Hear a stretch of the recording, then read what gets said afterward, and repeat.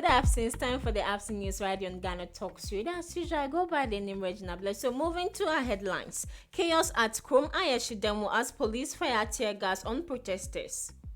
Power restored to new Kejetia market a week after disconnection exercise. This and more stories coming up. We bring you local news, business news, international, sports and entertainment news. Right here on GTR. Police personnel fired tear gas on agitated Arise Ghana protesters during their demonstration at the Obra Sport near the Kwame Nkrumah interchange. It is unclear what sparked the chaos at the scene, but some protesters pelted stones at the police and their vehicles. Police have said they were attacked and said the protesters' behavior is unacceptable and must be condemned. In addition to the tear gas, police also responded to the protesters with their water cannons. Earlier in the day, there was standoff between the police and protesters over the approved route for the protest. Some of the protesters were also arrested over chaos at Arise Ghana demo. We're going to watch a quick video. We'll be right back.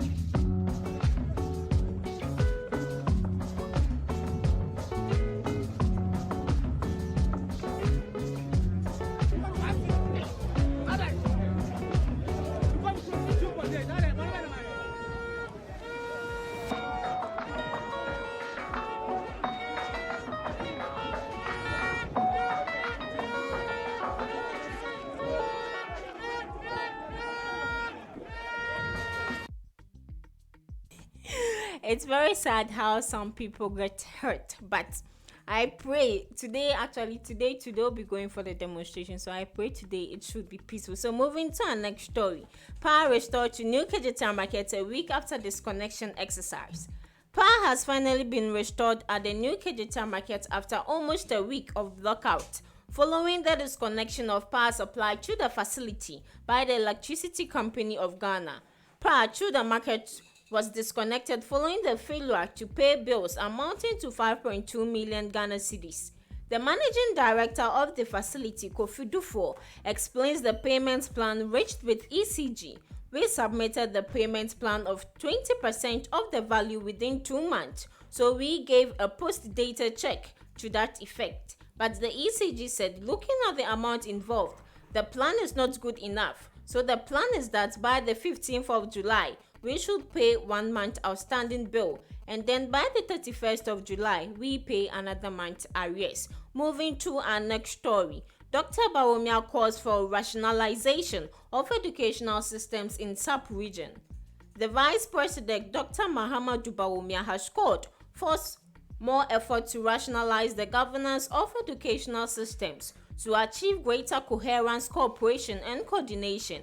He, however, cautioned that Africa will not be able to deliver change without building a sustaining political momentum in the region. Dr. Bawumia was speaking at a day's conference aimed at promoting human capital in the respective regions of the continent in Accra. It was attended by 22 ministers of finance and education from Central and Western Africa. The conference, which was interspersed with panel and breakout sessions, was under the auspices of the World Bank.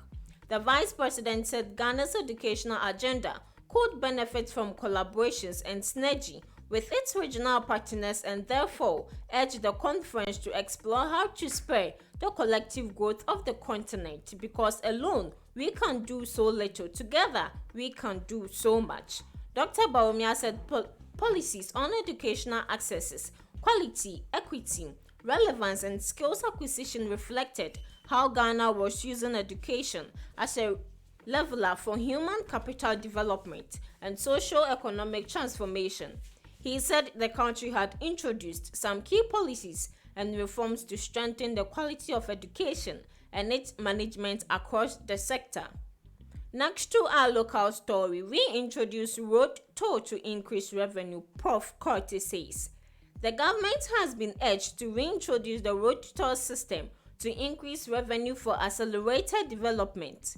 According to the director of the Institute of Statistical, Social and Economic Research of the University of Ghana, Professor Peter Quartey, the Ministry of Roads and Highways could introduce an electronic pass system through a public-private partnership.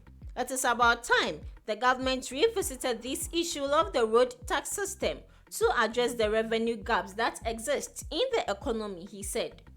If you make road free, how do you encourage a private business person to come in? I think we need to revisit this issue and take corrective measures that have been proposed and evaluate them, the director added, saying similar e-pass systems we are being operated in some parts of the sub-regions. We're going on a quick commercial break. We'll be right back with the business and political news. Stay tuned.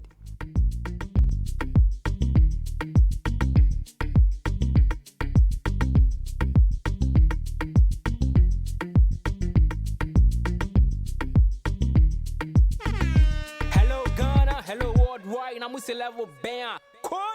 Now listen, every Tuesday and Friday, beyond the time it's going to carry bro. Our Ghana Talks Radio, 7 p.m. sharp. Now Tuesday, we're gonna talk about our culture, our history. My 20 things set Ablakwa Sam. Now on the Friday, you bars on bars. You better rap, you better say it. No artists go join me in the studio. We're gonna discuss about music and business.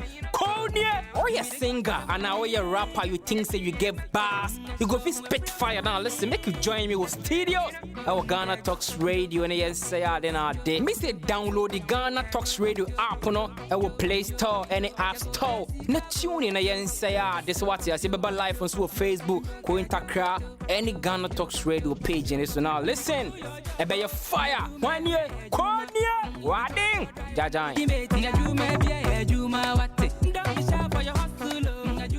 GTR News. GTR News.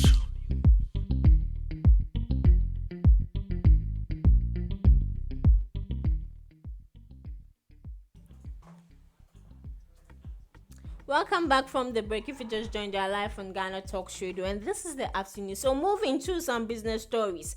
Enterprise Computing Limited engages media personalities on their brands. Enterprise Computing Limited has engaged some media personalities in the country to educate them in their business field to assist businesses to stay relevant in a rapidly evolving world where technology has disrupted several business models.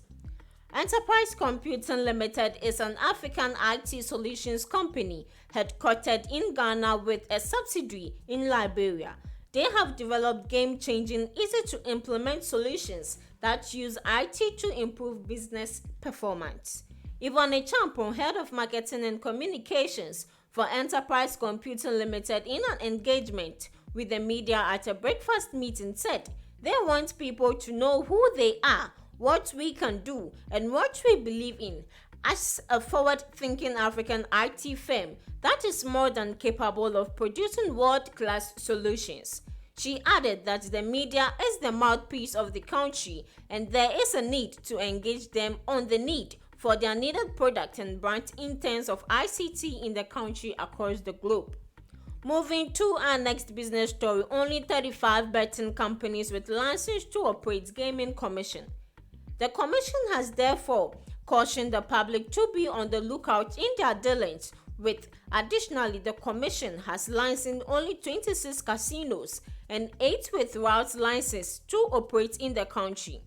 A press statement signed and issued on Tuesday by the board chairman of the Gaming Commission, Gary Nimakumafo, advised the public to only deal with the licensed companies. Pursuant to Section 13 of the Gaming Act 2006, Act 721, the governing board of the Gaming Commission of Ghana has licensed the underlisted companies to operate in Ghana until 31st of December 2022. The public is hereby notified not to deal with any unlicensed company in the game of chance, he read. The commission added that it would continue to strictly monitor the gaming industry to clamp down on illegal entities operating in the industry. Moving to some political news. National Cathedral, all those who have benefited illegally will face the law when NDC comes to power. Ablakwa bears Fangs. NDC Member of Parliament for North Tongue constituency and minority spokesperson on foreign affairs, Samuel Ablakwa, has stated that the next NDC government will jail all those who have illegally benefited from proceeds of the National Cathedral. According to him, payments which have been done so far by the government to some individuals did not receive the approval of Parliament. He explained that every money that is expended by the government for a particular project needs to pass through Parliament and be approved by the House before the Finance Minister can go ahead to make payments. Samuel Ablakwa, who is the member of North Tongue, wondered why President Akufo-Addo would want to use monies from the public purse to honor a personal promise he made to God during the 2016 electronic campaign. Let's go listen to more details of the story. For what reason, dear? National Cathedral Assembly, the way I can't wait to be in court. Look, this is by the time we are done with this National Cathedral matter, Minia, in conform the court jail. Look, countless people at all. Countless say because you are trustees. GTR News. You will need accountable to monies, expended on the National Cathedral program. Look, Minia, please spare the trustees. Why? Leave them out of this. Are they? Leave the eminent priests. David Ajaisi Kana Omutia, that dubious 12.5%. Between the Public Procurement Act, OSHA, the basis, Section 72.5 and Section 41B and C. Almost say they are giving him the sole sourcing based on those provisions of the law. What kind of those provisions are? It relates to national catastrophe. Can you imagine? What was the catastrophe in 2018? Just abuse of the law. Total illegality. And Sikano Omutia directly from the office of the president and court trustees now. Oh, okay. Record. Okay. Office of the president.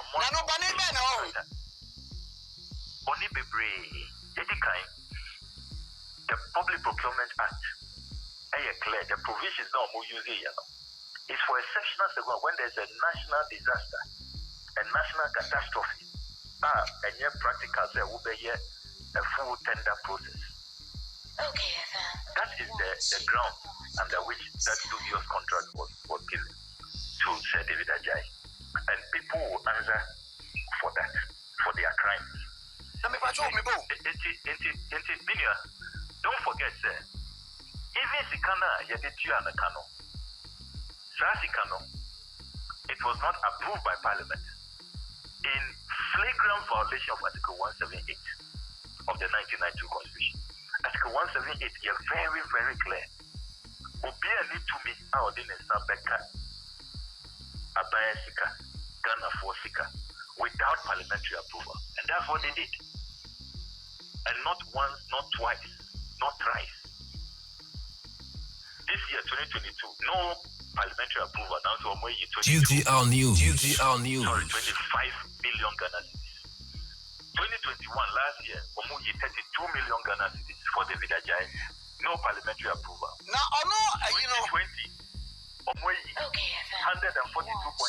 million Ghana cedis. No parliamentary approval. Now, honorable Godfrey, I don't know what you say. Or a member of the board, Public Procurement Authority. 2018, 2019, when all of these illegalities were going on. Now, he was a member of the board. Krata or the Betchem Antowasun. Inia, make us say, or Kokot. I'm very happy about that prospect. I relish it. I look forward to it. And he should proceed with alacrity. Maya ready, it will be a nice showdown. And I don't know say. And issue about this National Christian Cathedral. Sebi be one among TRCNS a parliament to mean the course are there. More be said, okay, more formally. I mean, maybe a Montiasi and court would pronounce on the matter or adjudicate on the matter. It's interesting, sir. Friends with the FDP. As soon as the matter starts, and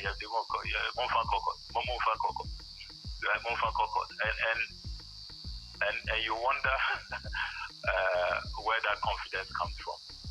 And okay, Mate. But let me also place on record there. Ghana Mrano, nothing stops us as parliamentarians from exhausting the tools in parliament. Internal, you file a question, you file a motion, our speaker in the office, say you a full-scale parliamentary probe into these scandals. And these are also legal options available to us. Yes, you can go to court. And going to court, you decide when you go. Exhaustive parliamentary options. And then if you want to also wait for a certain GTR News. You can also do that. Where you will be in charge of the prosecution. You can do that. It's all about strategy. It's all about timing. Don't worry. The court's not there. I'm sure it's a clear possibility. But it will be lovely, to be awesome, to go to court at a timer when I will appoint you Attorney General. I will identify all the suspects. I will prosecute you. People shouldn't worry at all. This is a long haul fight. And our battle. It's not just a matter of, because look, it's about our country, our laws, and the precedents that we want to set. And yes, now we make useless and worthless of your constitution, your laws, even parliament. Why should parliament exist? If individuals on their own can go and just keep their hands in the consolidated fund, remove copious amounts of money, withdraw hundreds of billions of Ghana cedis. Contractors, they say, they have abandoned sites. Demolish your properties, almost to say, So that was what Samuel Okudzoto Ablakwa had to say. I don't know your take on this cathedral issue, but nevertheless, we are still in Ghana and we would know what will definitely happen. So moving to some international stories. Taiwan to receive first doses of Novavax COVID vaccine this week. Taiwan will take delivery of its first doses of the Novavax INT COVID-19 vaccine this week. Received under the COVAX sharing scheme, the government said on Wednesday. Taiwan Central Epidemic Command Center said 504,000 doses would arrive on Thursday at Taipei's main international airport. Taiwan is scheduled to receive 268 million doses of the Novavax vaccine in batches this year through the COVAX mechanism, it added. The shot is yet to be authorized in the United States, but is cleared for use in adults in more than 40 countries, including Canada, Australia, and New Zealand. The company's COVID-19 vaccine has been shown to be more than 90% effective in 2 large late-stage trials. Moving to our next international story. Man arrested for slapping MP at church in Uganda. A man has been arrested in eastern Uganda and held in police custody after slapping an MP at church on Sunday, local media reports. The 39-year-old truck transport minister, Musa Ekri, in the middle of his speech to congregants at St. Michael Catholic Church in Emuria, he did not react but just looked at him. The Christians said the priests were all shocked. An unnamed source told the state-owned New Vision newspaper. The minister's bodyguards then overpowered him and handed him over to the local police, the report added. So moving to our last news for the day, which is the entertainment news. Britney Spears' hubby, Sam, dishes on his fairytale wedding. Britney Spears' husband, Sam, talked about his way overdue nuptials with the Princess of Pop 3 weeks after tying the knot. In an interview with Good Morning America, the fitness trainer turned actor gushed over his blissful married life with the toxic hitmaker. It's been a minute. It was just way overdue for us, Asghari told the outlet in a teaser released on Tuesday. We imagined this thing being a fairy tale, and it was. Dishing on his life after exchanging vows with Spears, Asghari said that it is surreal, while noting that he is still getting used to wearing his wedding band. Joking about the ring, Asghari said, I have to wear this thing now. It's heavy, so I'm getting a workout. Asghari and Spears got married in an intimate wedding ceremony earlier this month at the singer's home in a star-studded ceremony. Madonna, Selena Gomez, Drew, and Paris Hilton were in attendance to celebrate with Spears on her big day. So this is where I end the Afternoons Radio on Ghana Talk Show. I go by the name Regina Bless. Stay tuned for the lunchtime reading Radio on Ghana Talk Radio.